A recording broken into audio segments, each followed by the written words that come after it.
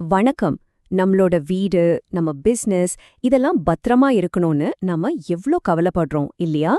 இன்னைக்கு கொள்ளை காப்பீடு, அதாவது பர்க்லரி இன்சூரன்ஸ் நம்மளோட இந்த கவலைய எப்படி குறைக்க போகுது, நமக்கு எப்படி ஒரு பாதுகாப்பா இருக்க போகுதுன்னு தான் விரிவா பார்க்க போறோம். யோசிச்சு பாருங்க. உங்க வீடு, உங்க கடையெல்லாம் உண்மையிலே சேஃபா இருக்கா? இந்த கேள்வியை கேட்டாலே மனசுக்குள்ள ஒரு சின்ன பதட்டம் வருது தானே. நாம எவ்வளவுதான் சிசிடிவி, பெரிய பெரிய பூட்டெல்லாம் போட்டாலும் மனசோட ஒரு ஓரத்துல ச்சே, ஏதாவது ஒன்னு ஆயிடுச்சுன்னா என்ன பண்றது அப்படின்னு ஒரு பயம் இருந்துகிட்டே இருக்கும். அந்த பயத்துக்கு ஒரு தீர்வு இருக்கா? சரி, முதல்ல நாம புரிஞ்சுக்க வேண்டியது அபாயம் மற்றும் பாதுகாப்பு. ஒரு கொள்ளை நடக்குதுன்னா அது வெறும் பொருள் இழப்பு மட்டும் கிடையாது. அதை விட முக்கியமா நம்மளோட மன அமைதியையும் பாதுகாப்பு உணர்வையும் அது நம்ம கிட்ட இருந்து பறிச்சுட்டு போயிடுது. அந்த அபாயத்துல இருந்து நம்மள நாம எப்படி பாதுகாத்துக்கலாம்னு பார்க்கலாம் வாங்க. உண்மையிலேயே ஒரு கொள்ளை சம்பவம் நடந்த வீட்ல போய் பாத்தீங்கன்னா தெரியும், அவங்க இழந்த நகையோ பணமோ அதோட மதிப்பை விட அவங்க இழந்த மன நிம்மதி தான் ரொம்ப ரொம்ப அதிகம். இனிமே இந்த வீட்ல எப்படி தைரியமா இருக்கிறது அன்னு ஒரு பயம் வந்துரும்.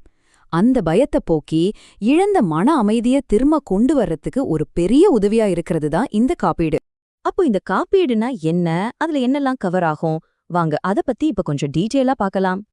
ரொம்ப சிம்பிளா சொல்லணும்னா கொள்ளை காப்பீடுங்கிறது இதுதான்.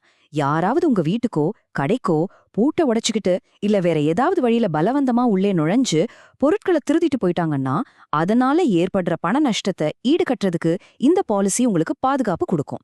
இது ஒரு முக்கியமான பாதுகாப்பு கவசம் மாதிரி. ஆனா இங்க ஒரு ரொம்ப ரொம்ப முக்கியமான விஷயத்த நம்ம புரிஞ்சுக்கணும். இன்சூரன்ஸ் பாஷையில கொள்ளை அதாவது பர்க்லரிக்கும் திருட்டு அதாவது தெஃப்ட்டுக்கும் பெரிய வித்தியாசம் இருக்கு. என்ன அது? பூட்டை உடைக்கிறது, ஜன்னலை உடைக்கிறது, இந்த மாதிரி ஏதாவது ஒரு பலவந்தமான செயல், அதாவது ஃபோர்ஸபிள் என்ட்ரி இருந்தா மட்டும்தான் அது கொள்ளை கணக்குல வரும். உதாரணத்துக்கு, நீங்க கதவை பூட்டாம போயிட்டீங்க, யாரோ உள்ள வந்து திருடிட்டாங்கன்னா அது சிம்பிள் திருட்டு தான். அதுக்கு இந்த பாலிசி கவர் ஆகாது. சோ பாலிசி எடுக்கும்போது இந்த ஒரு வார்த்தை ரொம்ப முக்கியம்.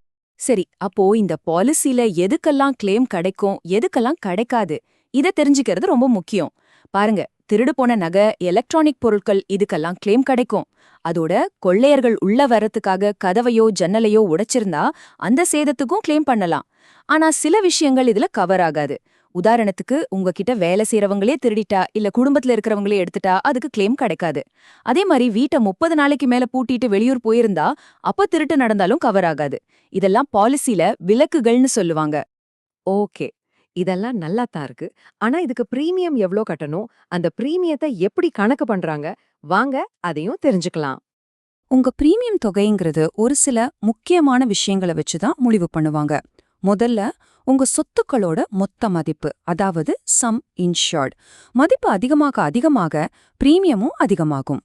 ரெண்டாவது, உங்க வீடு இல்ல கடை இருக்கிற ஏரியா. சில ஏரியாக்கள்ல திருட்டு அபாயம் அதிகமா இருக்கும் இல்லையா, அப்போ பிரீமியம் கொஞ்சம் ஜாஸ்தியா இருக்கும். மூணாவதா, நீங்க என்னென்ன பாதுகாப்பு ஏற்பாடுகள் செஞ்சிருக்கீங்க. CCTV, alarm system, security guard இதெல்லாம் இருந்தா உங்க ரிஸ்க் கம்மியாகுதுன்னு அர்த்தம். அப்போ பிரீமியம் குறையும். நாலாவது, உங்க பிசினஸோட தன்மை. ஒரு நகைக்கடைக்கு இருக்கிற ரிஸ்க் ஒரு ஆஃபீஸ்க்கு இருக்காது இல்லையா. கடைசியா, உங்க பழைய கிளைம் வரலாறு. இது எல்லாத்தையும் வச்சுதான் உங்க பிரீமியம் ஃபிக்ஸ் ஆகும். இங்க ஒரு விஷயத்த நீங்க கண்டிப்பா ஞாபகம் வச்சுக்கணும். அதுதான் அண்டர் இன்சூரன்ஸ், அதாவது குறைவான மதிப்புக்கு காப்பீடு செய்யறது. ஒரு உதாரணம் சொல்றேன். உங்க வீட்ல இருக்கிற பொருட்களோட மொத்த மதிப்பு 10 லட்சம் ரூபாய்னு வச்சுக்கலாம். ஆனா நீங்க பிரீமியம் கம்மியா கட்டலாம்னு நினைச்சு 5 லட்சம் ரூபாய்க்கு மட்டும் பாலிசி எடுத்திருக்கீங்க. இப்போ ஒரு கொள்ளை நடந்து ஒரு 2 லட்சம் ரூபாய் மதிப்புள்ள பொருள் திருடு போயிடுச்சுன்னா இன்சூரன்ஸ் கம்பெனி உங்களுக்கு 2 லட்சம் ரூபாயும் கொடுக்க மாட்டாங்க. நீங்க மொத்த மதிப்புல 50% தான் பாலிசி எடுத்ததால கிளைம் தொகையிலையும் 50% தான், அதாவது 1 லட்சம் ரூபாய் தான் கிடைக்கும். இதுக்கு ஆவரேஜ் கிளாஸ்னு பேரு. அதனால எப்பவும் சரியான மதிப்புக்கு பாலிசி எடுங்க. சரி, பாலிசி பத்தின முக்கியமான விஷயங்கள் எல்லாம் இப்ப நமக்கு தெரியும்.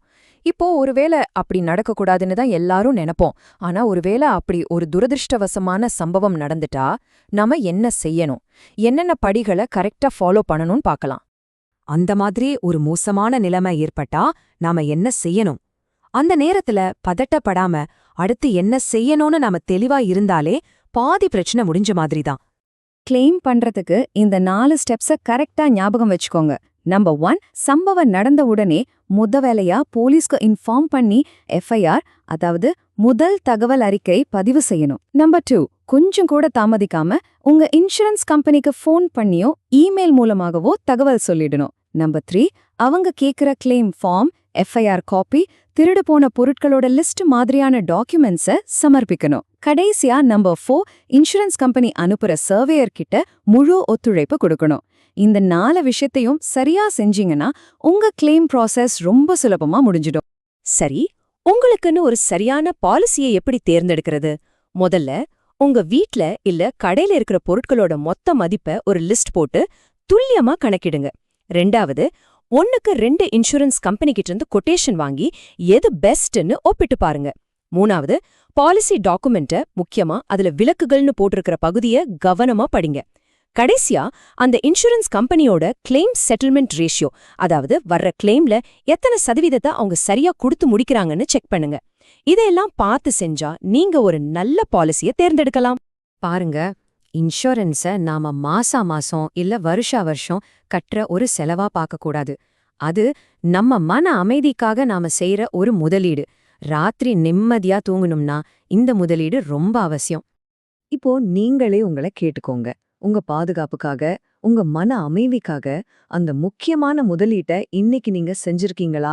யோசிச்சு பாருங்க.